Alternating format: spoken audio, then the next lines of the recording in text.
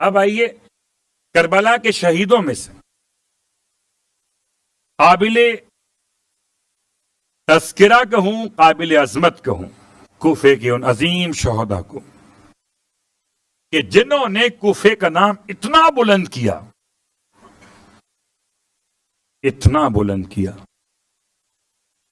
کہ ان کی شان میں روایات آ گئیں۔ عجیب جملہ ہے، بنو شاکر خاندان کا نام ہے، اور بنو شاکر ایک شاخ ہے اس قبیلے کی، اس کا نام تھا ہمدان، اور ان کو ودائی بھی کہتے تھے کیونکہ قبیلے ودا کے پاس رہے یہ لوگ۔ اصل نام اس شاخ کا بنو شاکر، شاکر کی اولاد، تو آج شاکر کی اولاد کا تذکرہ ہے۔ یہ کون ہے؟ حضرت عابس بن شبیب الشاکری اور ان کے غلام جناب شوذب، یہ دونوں شخصیات جو ہیں، دونوں کا تعلق اسی قبیلے سے ہے، خاندان سے ہے۔ بنو شاکر کیا ہیں؟ جملہ سن لیجئے۔ ان کی شان میں مولائے کائنات نے جنگ صفین کے موقع پر ایسا جملہ ارشاد فرمایا کہ کسی اور خاندان کے لیے ہو تو وہ سونے سے لکھے اسے۔ فرمایا لو تمت عدتہم الفا لعبید اللہ حق عبادت۔ فرماتے اگر بنو شاکر کے 1000 آدمی یہاں پر ہوتے تو خدا کی ایسے عبادت کی جاتی جیسے عبادت کا حق ہے۔ بہت بڑا جملہ۔ 1000 آدمی اگر اس قبیلے خاندان کے ہوں تو خدا کی ایسے عبادت کرنا ممکن ہو جائے جیسے اس کی عبادت کا حق ہے۔ قبیلے بنو شاکر، اور بنو شاکر میں جناب عابس۔ عابس کا ترجمہ کیا ہے؟ شاید عابس سمجھ میں آئے تو لفظ عباس سمجھ میں آ جائے۔ ہمارے یہاں ابھی تک لفظ عباس کا ترجمہ لوگ سمجھ نہیں پا رہے۔ میں سوچتا تھا کہ یہ ترجمہ آیا کہاں سے؟ یہ آیا ہے ایک انگریزی لغت نامے سے۔ عابس کہتے ہیں غصہ ور کو، اینگری جو ہو جاتا ہے نا، اینگری، غصہ کرنے والا۔ قرآن میں سورہ عبسہ و تولا، عبسہ و تولا، اس نے منہ بگاڑا اور منہ پھیر کے چل دیا، وہ تولا۔ تو عبسہ کا معنی کیا بنا؟ غصہ کرنے والا۔ جبکہ اسے تلاش کریں اگر تو عبسہ کے معنی ہے اس کے چہرے پر جلال رہتا ہو، اس کے چہرے پر سرخی رہتی ہو، اسے کہتے ہیں عابس۔ ایسا عابس کہ آپ کے نام کے 3 الفاظ استعمال کیے گئے، عابس، عائش اور عباس۔ والد صاحب کا نام تھا شبیب، جوان، قبیلے بنی شاکر سے تھے۔ ان کی خاص بات کیا تھی؟ یہ تابعی ہیں، مولا کے پکے موالی ہیں، ایسے علی والے ہیں کہ صرف نعرہ ہی نہیں مارتے علی کا، بلکہ مولا کائنات پر جان قربان کرنے پہ تیار ہے۔ جنگ صفین میں مولا کے پابر رکاب رہے اور پیشانی پہ زخم کھایا۔ جنگ صفین میں، جنگ جمل میں تھے، نہروان میں تھے۔ پھر مولا کائنات کے بعد مولا حسن کی خدمت میں رہے، کوفی ہیں یہ۔ اس کے بعد مولا حسین کی بارگاہ میں مسلم ابن عقیل کے خدمت گزاروں میں تھے۔ جب مسلم کوفے پہنچے ہیں اور مختار کے گھر سے منتقل ہوئے جناب ہانی کے گھر میں، تو ایک بڑا اجتماع تھا. سب سے پہلا خطاب تھا عابس کا، کوفے کے اندر خطیب ہیں. کہتے تھے مسلم سے کہ مجھے نہیں معلوم کہ کوفے والے بعض لوگ کیا سمجھتے ہیں، ان کے دلوں میں کیا ہے. میں اپنی خبر دیتا ہوں کہ میں اپنی جان آپ کے مشن کے لیے قربان کر دوں گا، صرف اللہ کی خاطر، اہل بیت کی محبت. مجھے باقیوں کا نہیں پتا کیا ہوگا ان کا اپنے بارے میں. عابس اور عابس کے جوش کو دیکھ کر حضرت مسلم ابن عقیل علیہ السلام نے خط لکھا مولا حسین کو، اور یہ خط لے کر عابس کو ہی روانہ کیا تھا. عابس اور شوذب دونوں ساتھ چلے ہیں، آقا غلام دونوں، کوفے سے مسلم کا خط لے کر. اب یوں سمجھیے سفیر حسین کے سفیر بن گئے اور مکے پہنچے. مکے پہنچ کے امام کی خدمت میں خط پہنچایا اور پھر امام کی خدمت سے پلٹ کے واپس نہیں آئے. اللہ اکبر. جو کوفے سے کربلا تک پہنچے وہ اور ہیں، جو کوفے سے مکے تک پہنچے وہ اور ہیں، اور مکے سے پہ حسین کے ساتھ کربلا تک. اب آئیے جناب عابس کا کربلا میں روز عاشور کیا کردار رہا. عابس ان شخصیات میں شامل تھے کہ جو شجاع بھی ہیں اور راتوں کو نماز شب کے پابند ہیں. ایسے متقی پرہیزگار. ان کا غلام شوذب بوڑھا ہو چکا ہے، خود کیا ہوں گے؟ بوڑھے.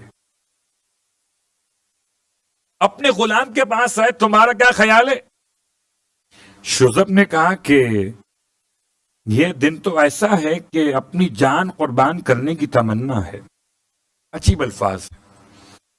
قسم بخدا کبھی ان الفاظ پہ غور کیجیے جو کربلا کے شہیدوں کی آپسی گفتگو ہے. آج تو وہ دن ہے کہ اگر کوئی تحت سرا میں گرا ہوا ہو اور حسین کا ساتھ دے دے تو 7ویں آسمان تک پہنچ جائے. ایک دن میں یہ سفر ایک دن میں مکمل ہو جائے. تحت الثری 7ویں زمین کے نیچے. اگر آج کوئی اتنا پستی میں ہو اور حسین کا ساتھ دے دے تو اس سے بہتر تو کوئی فیصلہ ہی نہیں ہے. میرا ارادہ ہے کہ میں اپنی جان قربان کروں. فرمائے میں چاہتا ہوں کہ میں تمہارا خون بہتے ہوئے دیکھوں. حضرت عابس نے جناب ارشاد فرمایا شوذب سے کہ آپ جائیے پہلے. شوذب امام سے رخصت.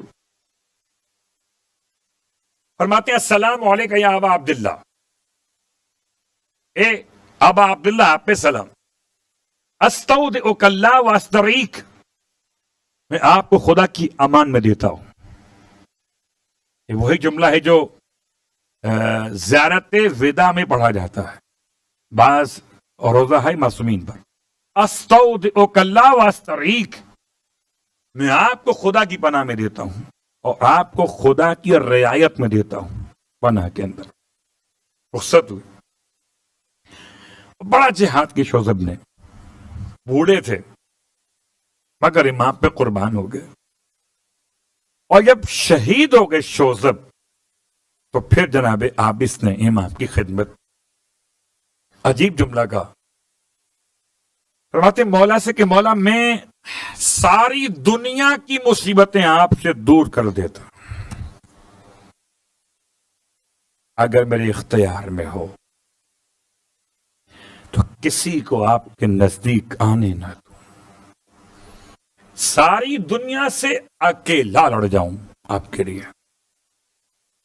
لیکن مولا بظاہر بے بسی ہے تو اب چاہتا ہوں کہ میں آپ پہ قربان ہو جاؤں. کیسے کیسے صحابی تھے، اللہ اکبر. اور یہ کوفی ہیں، خیال کیجئے گا، یہ ناصر حسین ہیں، اور جو ناصر حسین ہے وہ پنجتن کا ناصر ہے، کوفی. اور جو پنجتن کا ناصر وہ خدا کا ناصر ہے، کوفی. امام نے دعا دی، روانہ کیا. جیسے ہی آئے یہ میدان کے اندر، عجیب آواز بلند ہوئی، کیا ہوشیار ہو جاؤ. وہ آ گیا جو شیر نہیں ہے، شیروں کا شیر ہے. کربلا کی جنگ میں بعض ایسے افراد ہیں کہ جن کے مقابلے پر کوئی نہیں آ سکا. ان میں سے ایک یہ ہے حضرت عابس. سر پر خود پہنے ہوئے لوہے کا ہیلمٹ کہہ لیجئے، اور بدن پر جیکٹ پہنے ہوئے، زرہ پہنے ہوئے، آواز دیتے رہے، ہے کوئی مرد تمہارے لشکر میں تو آئے میرے سامنے. عمر ابن سعد نے عورتوں والا کام کیا، کہ ایسے پتھر مارو. اس کے مقابلے پہ جانے کے بجائے پتھر مارو. اللہ اکبر. اب 30,000 کا لشکر ہو یا اس سے کچھ زیادہ یا اس سے کچھ کم، ہزاروں افراد تھے لشکر یزید میں، ایک بھی مقابلے پر نہیں آئے آپ اس کے. اور آپ کو تو معلوم ہے کہ پتھراؤ کا مطلب کیا ہوتا ہے، بے بسی. کچھ نہیں کر سکتے، پتھر تو وہ مارتا ہے اس کے بعد ہتھیار نہ ہو. سب کے پاس ہتھیار تھے. اور جب عابس نے دیکھا کہ کوئی میرے مقابلے پر آتا ہی نہیں ہے، عجیب کام کیا. غصے میں آ کے بوڑھا شخص، امام کا عاشق، اس نے اپنے سر سے اتارا خود، اٹھا کے پھینک دیا. اب تو آ جاؤ. اس کے بعد اپنی زرہ کھول دی اور زرہ کھول کے اتار کے پھینک دی. نہ سر پہ خود رہا نہ بدن پہ زرہ رہی. اب تو لڑنے آ جاؤ. کوئی نہیں آیا. مجبور ہو کر ان پتھراؤ کے جواب میں عابس نے حملہ شروع کیا. مقتل کا راوی لکھتا ہے کہ ایسے ایسے آگے بڑھتے تھے کہ جس طرف بڑھتے تھے 200 افراد گرا دیتے تھے. اللہ ہے. سوچئے گا اگر عابس میں اتنا کمال ہو تو عباس میں کتنا کمال ہو. پھر آپ کو سمجھ میں آئے گا جملہ کہ عابس نے اسلحے کا، ہتھیاروں کا لباس اتار دیا تھا نا.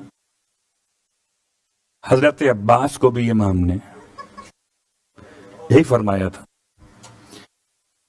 کہ پانی لینے جا رہے ہو نا، تو پانی لینے والے کے لیے کیا ضرورت ہے لباس پہن کے جانے کی.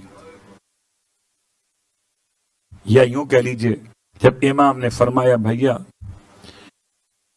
تم لشکر کے علمدار ہو، عباس رونے لگے کہ آقا میں جس لشکر کا علمدار تھا وہ لشکر کہاں رہا. امام نے جنگ کی اجازت نہیں دی. عباس پلٹ کے واپس خیمے میں آ گئے، لباس جنگ کو اتارا اور لباس سقائیت کو پہنا،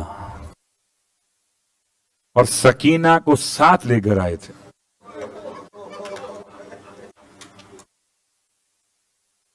لیکن میں چاہتا ہوں پہلے حضرت عابس کی بات مکمل کر. جس طرف جاتے تھے تباہی مچ جاتی تھی، یہاں تک کہ کوئی ان کے سامنے ٹکتا ہی نہ تھا. ایسے بھاگتے تھے جیسے بھیڑیے کو دیکھ کر، شیر کو دیکھ کر بھیڑ بکریاں بھاگتی ہیں. ایک آواز بلند تھی کہ اسد الاسود یا اسود، شیروں کا شیر آ گیا ہے. یہ جہاں ہاتھ مارا اللہ اکبر. آخر دور دور سے جب ان کو شہید کرنے کے لیے ہتھیار استعمال کیے گئے سامنے کوئی بھی نہیں آیا, اور جب زخموں سے چور ہو کر گرے اور شہید ہوئے تو لشکر یزید میں جشن کا سما تھا. جو آ کے بولتا تھا میں نے عابس کو مارا ہے, دوسرا میں نے مارا ہے عابس کو, تیسرا میں نے مارا عابس کو, عمر سعد کہتا تھا تم میں سے کسی نے بھی نہیں مارا, پورے لشکر نے مل کے مارا ہے, ایک عابس اور لشکر یزید سب مل کر اسے مارتے تھے. اب اگر بات سمجھ میں آ گئے کہ جسے عابس کہیں اس کا مقابلہ کوئی نہ کر سکے, جسے عباس کہیں, صیغہ مبالغہ ہے عباس. اور جب امام کی خدمت میں جناب سکینہ کو لے کر آئے تھے نا, تو امام کبھی عباس کو دیکھتے تھے اور کبھی سکینہ کو دیکھتے تھے.